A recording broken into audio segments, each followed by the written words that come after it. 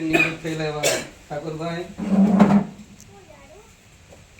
અને જેમના માટે આપણો આ કાર્યક્રમ રાખ્યો છે એવા આપણી આ શાળામાં ફરજ અદા કરીને આ ટૂંક સમયમાં અહીંથી ગયા બેન શ્રી જાસ્મીનાબેન, કલ્પેશભાઈ, એસએમસીના તમામ સભ્યશ્રીઓ, સૌને આજના પ્રસંગે મારા નમસ્કાર સાથે મેં થોડી બે વાતો કરવા માંગુ છું.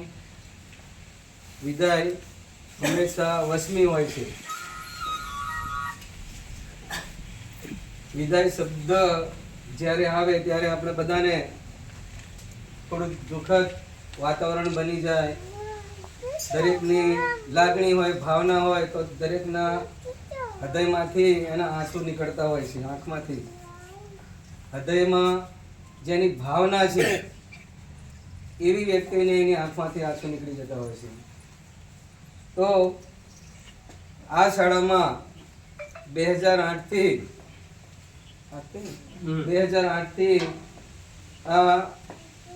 આપણા ચીજબા ગામ ખાતે ફરજ અદા કરી છે અને એટલું સરસ મજાનું કામ કર્યું છે. ખંતથી, દિલથી, ભાવથી, હૃદયથી. જેણે બાલ પુષ્પોને તૈયાર કરવા માટે કોઈ કચાશ રાખેલી નથી.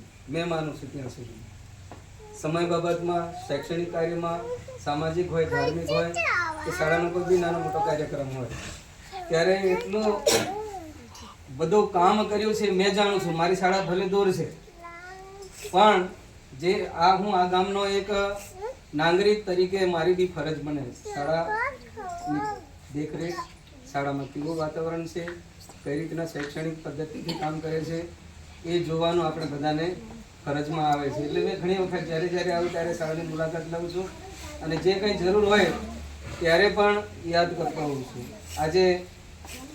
આજના આ પ્રસંગમાં ઉપસ્થિત નથી જયંતિભાઈ, પણ મેં યાદ કરું છું એમને પણ આજના આ પ્રસંગમાં મેં યાદ કરું છું. આવ્યો હોત તો વધારે સારું હતું પણ કાર્યક્રમ અચાનક ગોઠવાયો છે. એમનું જે આયોજન હતું તે પ્રમાણે આયોજન નથી થયું. ઠીક છે, જોઈશું. આવનારા સમયની અંદર ફરી પાછા આપણે કોઈ એવો સારો એવો કાર્યક્રમ રાખીશું. રાખવાનો જ છે, તે બાકી રાખવાનો નથી. એક સરસ મજાનો કાર્યક્રમ રાખીને આપણે એમને વિદાય આપીશું. આજે આ એક આકસ્મિક આપણે વિદાય આપવા માટે આપણે તૈયાર બધા ભેગા થયા છીએ. બરાબર ને? બરાબર. દરેક વ્યક્તિએ થોડો આપણે બધાએ વિચારવું જોઈએ થોડું ઘણું. આમ તેમાં જે તે શિક્ષક જ્યારે આપણી શાળામાં જ્યારે નોકરી કરતા હોય ત્યારે ખૂબ હૂંફની જરૂર છે, સપોર્ટની જરૂર છે. જ્યાં સુધી તમે સપોર્ટ નહીં આપશો ત્યાં સુધી આપણી શાળાનો વિકાસ રૂંધાઈ જશે. ક્યારેક આપણા શિક્ષકની થોડી નાની મોટી ભૂલ થતી હોય તો આપણે શું કે એને એકાંતમાં થોડી ટકોર કરવાની જરૂર, પણ જાહેરમાં એનું અપમાન નહીં કરવાનું કે સાહેબ શાળામાં થોડુંક આની જરૂર છે, આમ કરવાની જરૂર છે, થોડુંક આપણે ડાયવર્ઝન થઈ રહ્યા છે તો થોડા વન વે પર સીધા એપ્રોચ રન આપણે થોડો બનાવી રાખીએ. એવી ભાવના સાથે આપણે રહેવાની જરૂર છે આપણે બધાને. એટલે કલ્પેશભાઈનો ફોન આવ્યો કે સાહેબ તમે આવો, મારે તો સ્કૂલ ચાલુ છે તે વિશે તમે આજે થોડાક એક કાર્યક્રમમાં સામેલ થવું અને હાજરી આપી લે તો વધારે સારું એવું મનમાં થયું. એટલે તમે બધાએ સપોર્ટ કર્યો છે, ના એમ નથી. બેને કામ એટલું કર્યું છે સરસ મજાનું. કિશનભાઈ જો કે હમણાં કેટલા વર્ષ થાય છે કિશનભાઈ? જો કિશનભાઈને એટલા વર્ષ થઈ જશે. જો કે અમે બધા ભૂતપૂર્વ વિદ્યાર્થી સાથે તમે અભ્યાસ કર્યો છે પણ આજે એના શિરે પૂરેપૂરી જવાબદારી રહેવાની છે. બાલવાટિકાથી 5મું ધોરણ સુધી ભણાવવું એટલે બહુ અઘરું કામ છે. મેં અત્યારે બાલવાટિકા અને બીજું ધોરણ ભણાવું છે એટલે મને ખબર છે કઈ રીતના એમને ટેકન કરવા, હેન્ડલિંગ કરવા.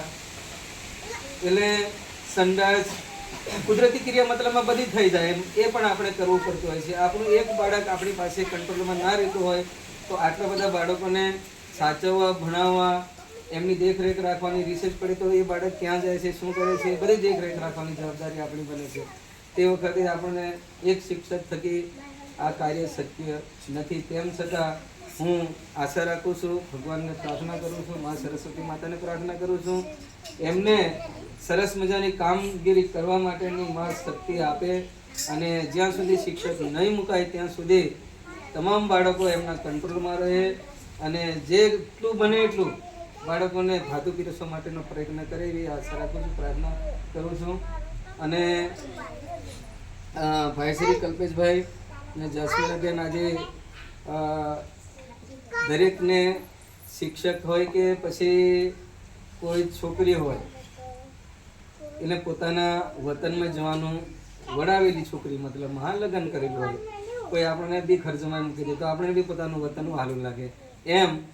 એમને આટલા વર્ષ સુધી રામે તો 14 વર્ષ વનવાસ રહ્યા છે, પણ આ કળિયુગની અંદર એમને 16-17 વર્ષ સુધી આપણી આ શાળામાં ફરજ અદા કરીને જ્યારે પોતાના વતનમાં જાય છે તો વતનમાં પણ એમનો જે તે શાળામાં જ્યારે શૈક્ષણિક કાર્યની શરૂઆત કરવાની છે ને ત્યાં જે નોકરી કરવાની છે ત્યાં પણ એમને જેમ અહીંયા કટિબંધ રહીને અથાગ પ્રયત્નો કરેલા છે એવા જ પ્રયત્નો કરીને ત્યાં બી એમની પોતાની નામના મેળવે, ખૂબ સારું શિક્ષણ કાર્ય કરે અને પોતાને યશ બનાવી રાખે એવી હું આશા રાખું છું અને પ્રાર્થના કરું છું. આજના તબક્કે મને જે કંઈ બે બોલ બોલવાની તક આપી છે કે આ શિક્ષક મિત્રોનો, ગ્રામજનોનો સૌનો હું આભાર માનું છું. જય હિન્દ, જય ભારત.